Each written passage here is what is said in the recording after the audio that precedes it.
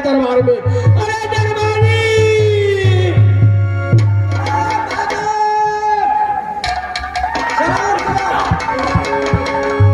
तुम इतने देर से दरबार छोड़ करके कहाँ गया था रे?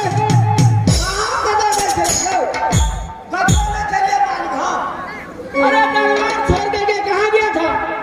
50 मिनट गए चलिए। 50 मिनट की सो था अरे 50 मिनट भी है क्या? 11 फिर आगे चलिए। और 1600 पटल में और कहाँ है रे? आ जाना दिया बोला भी अरे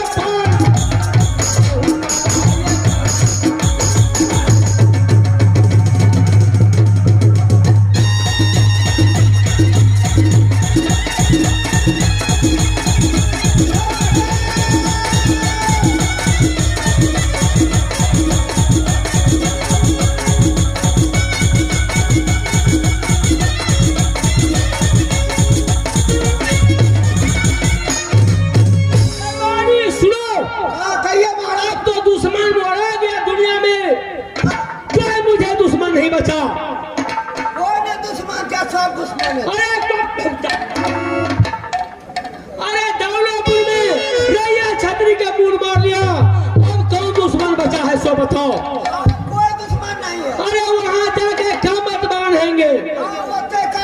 हमरा छोड़ देवो थे अरे तोरा उसी के वही के राजा बनावेंगे ठीक है महाराज आय मानस या जय काम बदले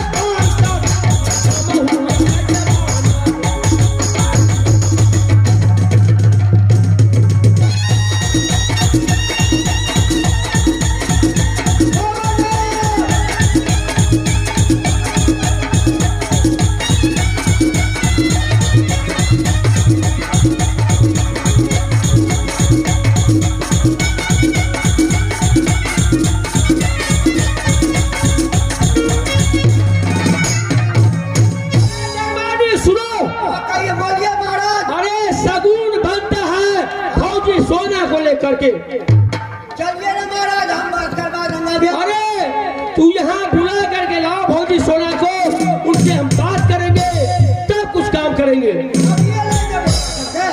अरे तब तक हम महल में आराम करने के लिए जाते हैं तू शीश में जाओ बुला करके लाओ आय मानस है